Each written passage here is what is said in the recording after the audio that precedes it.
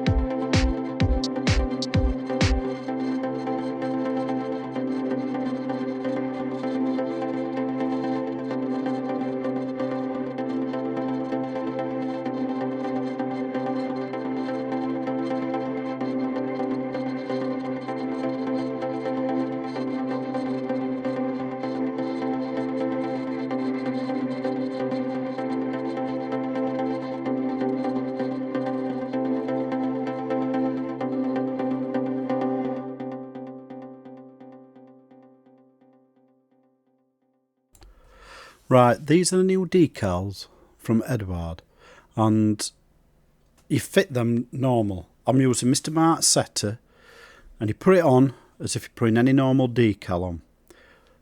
The only difference is, when it's dried, fully dried, you get to peel off the carrier film. So it stops the silvering, or it's meant to stop the silvering. And this is the first time I've used them. I've watched a couple of videos now on how you fit them. So I thought I'll try it and hopefully it comes out well. And fitting it here as normal. I am not using the softener because to me you'll make that carrier film too soft, but you can see I'm putting the German cross on exactly normal how I would do any.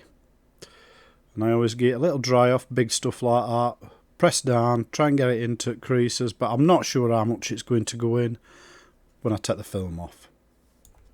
Right, I've left it for 24 hours to dry as I recommend. So what you do is you get your blade and you just flick up that carrier film. You can actually see really easily if you catch the actual model in the sunlight, right, so the light just reflects off of it, and you just gently tease it away from the decal. As you can see there, it's just pulling away nicely. I'm trying to keep the tweezers as close to the decal as I can so that it's a bit easier and you're less likely to pull the actual decal off. But you can see on that there's no actual decal. There's a little bit left there. Yep, just get that and a little bit there. You can only just see it. There it is. And there. And look at that. There's no, the glossiness has gone, but the actual sheeny shine that you get past the actual decal paint, it's gone. No white effect, nothing. Absolutely brilliant. Love it. And there's the model, fully decaled up. You can see there's a lot of little ones on it as well. These little ones, they do have the carrier film again, what you can peel off. It's a lot harder to do it, but you can do it. Some of them, the really small ones, the numbers and that, I've left them. Yep, brilliant decals, and I'll certainly be looking forward to doing more Eduard kits, the newer ones, because they're only in the newer kits.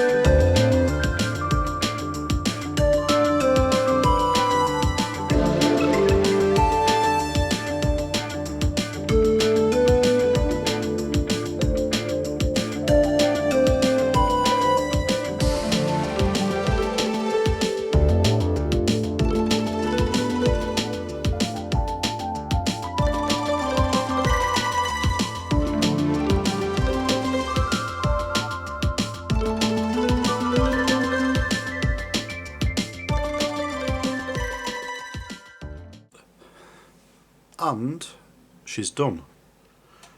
To me anyway, I'm happy with it, and I'm stopping where I am. I'll just go over a few things. You can see as it's been built in the kit, these pieces come off, and these give you access to the engine underneath.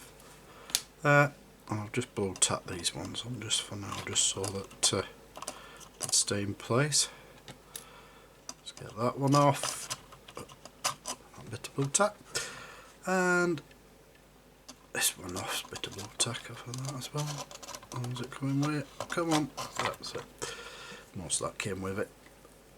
I'll just dab that off of there. But as a kit, I'll just move my turntable for a second. As a kit, I am mightily impressed with that. That is one of the best kits I've done for a long time. Really is. Obviously these are your, so you can see external. All of this you can do where you leave the engine out, and all of these parts will fit and glue perfectly. Obviously with the engine in, they're not fitting in perfectly. But first off, the decals. These are the spare ones. This has got to be revolutionary in my view for fitting decals. The ability to take them off and make them look absolutely beautiful decals, not worrying over the silvering, whether they're going to conform well into the actual kit. Because you look at that, that's the first ones that I showed you. Look at how well they've sunk down into these recesses. Look, you can see there you go. You can see where the actual black dots from my panel wash have gone in and stayed, because it's sunk down that well. And this is 172 scale. So you can sorry, not 172, 148 scale. Can you imagine if it were 132? It'd be even better. It is a lovely, lovely kit. Really is. And for the decals to be as good as that, I'm amazed. Really am. Well impressed with them decals.